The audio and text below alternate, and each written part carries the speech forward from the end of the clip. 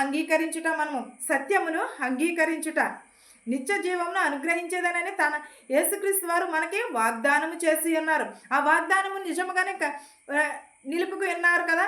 ఎందువలనంటే మనం చనిపోయినను బ్రతికిన వారితోనే సమానమని చెప్పి ఉన్నారు ఒక చోట. 26 చూద్దామండి. మిమ్మును మోసపరచు వారిని బట్టి ఈ సంగతులను మీకు వ్రాసి ఉన్నాను. ఏంటది? మనల్ని చాలామంది మోసం చేస్తూ ఉంటారు. బయట వారు కానీ, ఇంట్లో వాళ్ళు కానీ, మన బిడ్డలు కానీ ఎవరైనాను సరే మోసం చేస్తూ ఉంటారు. వారందరూ ఏమగుచున్నారని చెప్పుచున్నాడు?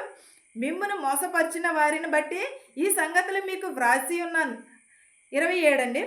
అయితే ఆయన వలన మీరు పొందిన అభిషేకము మీలో నిలుచుచున్నది గనుక ఎవడునూ మీకు బోధింపనక్కరలేదు.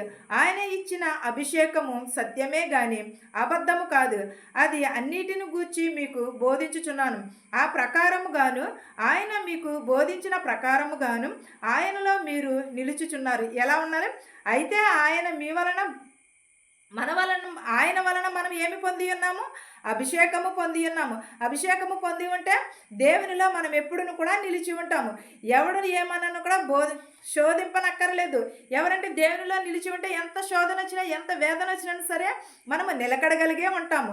దేవునిలో మనము ఎప్పుడును కూడా అభిషేకింపబడిన వారమైతే సత్యమునే కానీ అబద్ధమును కాదు కానీ అన్నిటిని గూర్చి కూడా మనము బోధిస్తూ ఉంటాం. సత్యమును బోధిస్తాము, అబద్ధమును బోధిస్తాము. ప్రతి అబద్ధమును మనము ఎప్పుడును కూడా బోధ చేయకూడదు. అబద్ధం చెప్పిన వారిని ఖండించాలి, మోసం చేసిన వారిని ఖండించాలి. మనం ఎప్పుడు కూడా బోధ చేయుచున్న ప్రకారము ఆయన మీకును బోధించిన ప్రకారమును ఆయన మీరు నిలిచి ఉన్నారని చెప్పుచున్నాడు. అబద్ధము కాదు, అది అన్నిటిని గురించి మీకు బోధ చేయుచున్న ప్రకారము ఆయన మీలో బోధ ప్రకారము ఆయన మీలో నిలిచి ఉన్నాడన్న అన్నిటినీ కూడా